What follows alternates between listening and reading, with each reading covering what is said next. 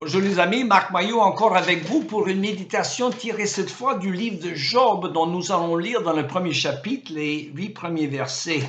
Il y avait au pays d'Ouz un homme appelé Job. C'était un homme intègre et droit, un homme qui craignait Dieu et qui évitait de faire le mal. Il avait 7 fils et 3 filles.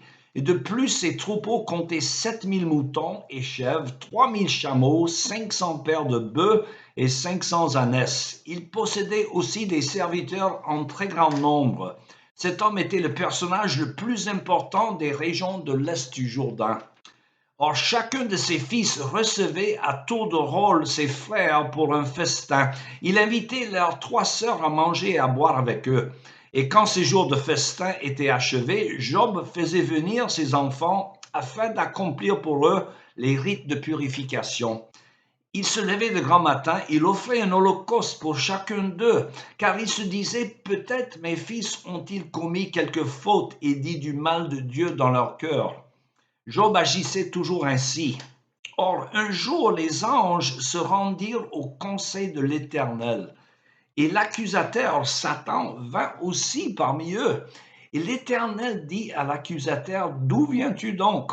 Et celui-ci lui répondit, je viens de parcourir la terre et la sillonner. Alors l'Éternel demandait à l'accusateur, as-tu remarqué mon serviteur Job? Il n'y a personne comme lui sur la terre. C'est un homme intègre et droit, un homme qui craint Dieu et qui évite de mal faire. Et l'accusateur répondit, est-ce vraiment pour rien que Job craint Dieu? J'arrête la lecture là. Vous savez que le livre de Job, mes amis, est unique parmi les livres de la Bible par son sujet et son style. Il commence par un récit narratif où la seule fois dans l'Écriture sainte, le rideau est enlevé un peu et nous avons un aperçu des coulisses des lieux célestes. Le conseil de Dieu avec ses anges et même Satan qui s'y promène. C'est extraordinaire. Hein? Et ensuite, la vaste majorité du livre est en vers jusqu'au dernier chapitre qui finissent par un autre récit narratif. Alors, on admire cet écrit autant pour sa poésie que pour son sujet, à savoir une longue méditation sur le problème du mal et la souffrance des innocents. Alors, j'emploie le mot innocent entre guillemets, car personne n'est vraiment innocent aux yeux de Dieu. 3 fois saint, dont la seule présence vaporiserait n'importe quel homme ou femme de ce monde, tellement sa sainteté, tout autre de Dieu, est au-delà de l'homme pécheur. Hein? Ceci dit, le sujet de la souffrance injuste dans ce monde est sans doute celui qui gêne le plus dans la démarche vers la foi en Dieu et en Jésus-Christ. Alors, c'est tout le thème du livre de Job. Hein? Si Dieu est tout-puissant et bon, alors comment se serait-il qu'il y a tant d'injustice? Alors, la réponse, si l'on peut parler ainsi, ça vient du fait, bien sûr, que nous sommes dans un monde déchu où le mal domine. Alors, quand il y a une mère qui lamente avec chagrin et colère, c'est pas normal que son enfant de 5 ans meure d'un cancer. À cela, il faut répondre avec les larmes aux yeux qu'elle a raison, ce n'est pas normal. Il en est ainsi, hélas, dans un monde déchu. Mais Dieu n'est pas indifférent aux souffrances humaines, puisqu'il s'est incarné dans la personne de Jésus-Christ en s'identifiant volontairement pour amour de ses créatures et en se sacrifiant pour elles. Or, le livre de Job est peut-être le plus ancien livre de la Bible, plus vieux que même le Pentateuque, qui date d'une période où on n'avait guère d'indices quant à la réaction de Dieu devant le mal de ce monde de souffrance injuste.